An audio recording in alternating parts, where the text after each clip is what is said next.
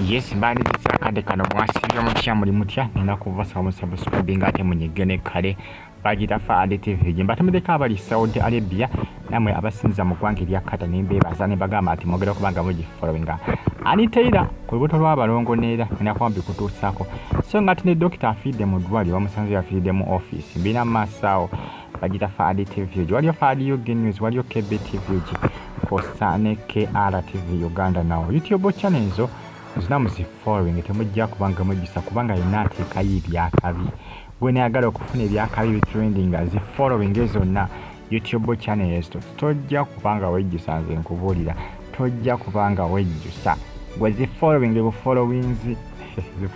followings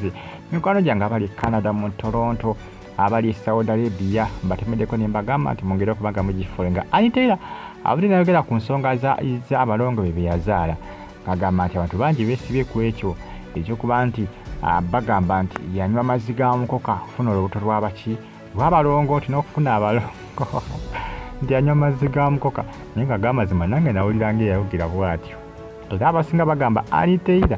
naffe katunywe mukoka tuloba tunafuna ku balongo manyi bagamba nti abakyalo oluusi abali embuto oluusi baba bayoyayoya atukesamba nayo ttaka nga yagala kulya ku ttaka lya ku ttooyi taka eriri okumpi n'ettooyi nga ogera n'omusimirayo ekitooyi n'okola ki n'omuwaako n'anuunako endowooza oba olyawo Ntiisa afuna apetaate nga yakunywa Maziiga mukoka bani balowooza nti ssebo nti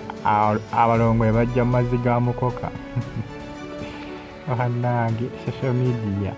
giraba edduka abasinga bakyesibye ku statement yo mpaka nakaakati abagamba ne mufaaki n'ensi mukazi watu Afudde n'agamba nti naye yalitakola ki itamanyi nti ayinza okuzaala abalongo takimanyi naye oba oliawo sikaani yali yabalaga dda nti balinamu omwana newankubadde Mama Fina avaayo ng'alaga nga nti yakola ki yasabira Ntiisa okubanga afuna abalongo munnange byebyo abalongo Ntiisa agamba bannange nange simanyi oba nabajja mu mukoka ndeke eyo ng'avudde ng'ezikosalize ne omudokita ow'ensambya bamusanze Afudde mu Ddwaliro mbina maasawo omudokita bagamba nti omudokita ono nti yakula ku Jolamu ow'okufangoni eyafiira ensambya abafangoni balyoke balumba eddwaliro bakobe ba bodegaadi n'abasawo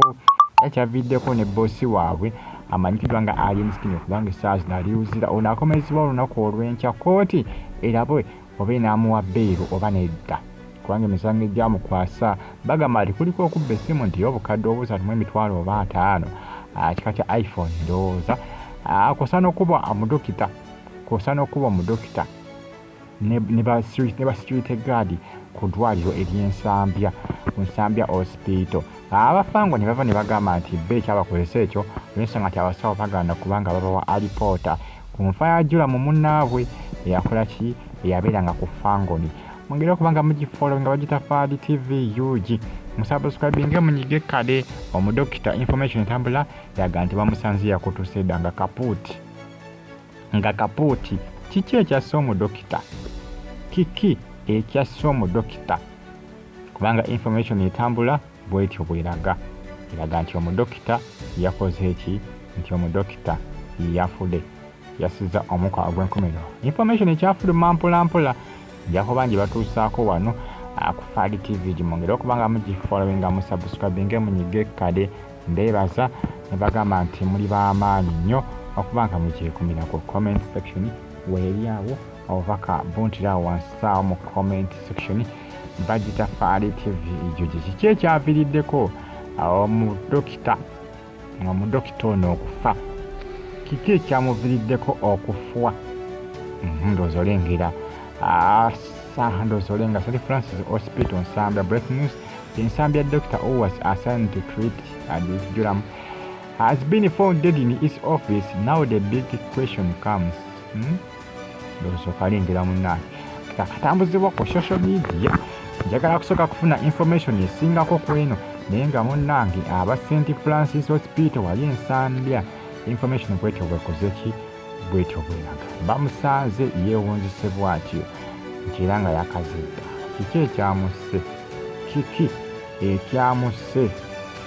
kiki ekyamusse bakubye mukube kiki kubanga oboolyawo nsi badde manyi bino byaggwa engeri gye bakwata boosi wa Fangoni teboolyawo ba Fangoni bakola ki bakakkanya omulimu mpoziko nga waliwo omulala yakoze kyamutuusizzaako obulabe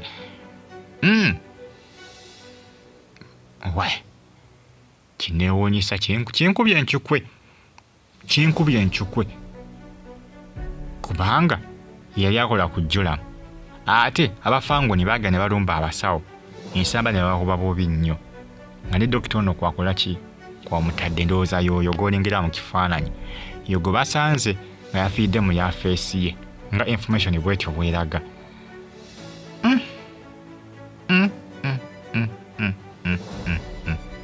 kati omusango bagenda gusiba ku baani ani yasa omusajja ono ani yasa omusajja ono kyobola abafangoni boosi waabwe ayinza obutavaayo kati mu kkomera ekyamazima kwati bw'aba yafudde ono era bayinza okumunoonyerezaako nti oba oliawo nti baakuba dokita ng'alinamu ebirwadde ne bittuka nti oba oliawo baamukuba bubi awayisewo akabanga n'amala n'afa kati awo bibyo munnange ge mawulire agakagwawo agatrending akadde kano ku social media mbeebaza ne bagamba nti mugenda okubanga mugifo nga tulabe bwe bananoonyereza balabe ekyaviiddeko omusawo ono okuba nti munnange afwa okumusanga mu ddwaliro ng'afudde omudokita ono w'ensambya ku St Francis Hospital nga information etrending nga bwetyo bweraga Fadi Eugenius KBTV gikusaneke RTV Uganda Now mbeebaza ne bagamba nti mugenda okubanga mugifo nga temusoba firimu ya romantic empya gye bayita Lakizale egenda kuba eteekebwa ku YouTube okuusa olunaku olw'enkya ku Lwokutaano ngenda kuzimwezi 29 bagamba nti temusubwa kubanga kigenda kubeera kikambwe nnyo Makula TV Makula kika temusubwa customer care ku KBTV ne RTV Uganda tosubanga reviews ezikwatagana ku customer care n'akasanyo ka romantic nkapake bayita Lakizale temusubwa bagamba nti mugenda kubanga musupporting aromatic